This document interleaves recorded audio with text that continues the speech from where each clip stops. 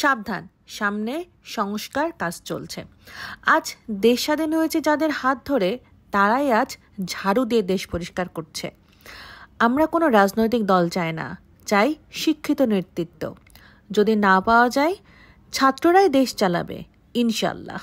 রাস্তায় এত রোদের নিচে দাঁড়িয়ে ভাই ব্রাদাররা যেভাবে রাস্তার ট্রাফিক নিয়ন্ত্রণ করছে, এই শহর জুড়েই করছে, দেশের বিভিন্ন স্থানে করছে।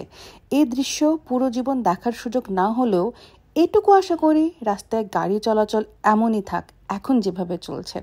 Hats off and mad respect to them. অবাক লাগে তাদের ট্রেনিং নাই, কিন্তু কমন সেন্স আছে, শিক্ষা আছে, সে কারণেই এই শৃঙ্খলা। যারা সংসদ ভবন ছাড়াও বিভিন্ন এলাকা পরিষ্কার পরিচ্ছন্নতায় জড়িত, তাদেরও ম্যাড রেসপেক্ট। আমরা দেশটা পরিষ্কার দেখতে চাই। রাস্তায় রাস্তায় পোস্টার ব্যানারে আমাদের শহরটা নোংরা হয়ে যায়। যেই আসুন আম জনতার জন্য কাজ করেন, তাহলে মানুষ আপনার চেহারা বুকেই ধারণ করবে। রাস্তায় গিয়ে গিয়ে পোস্টার মারা লাগবে না। কারণ ছাড়া কারোর চেহারাই গোনার টাইম এই যুগে কারো নাই। সুন্দর বাংলাদেশ সম্ভব, এদের উপর বিশ্বাস রেখেছিলাম দেখেই আজকে স্বপ্ন সত্যি হয়েছে। এই সত্যি ধরেও রাখার দায়িত্ব আমাদের সবার।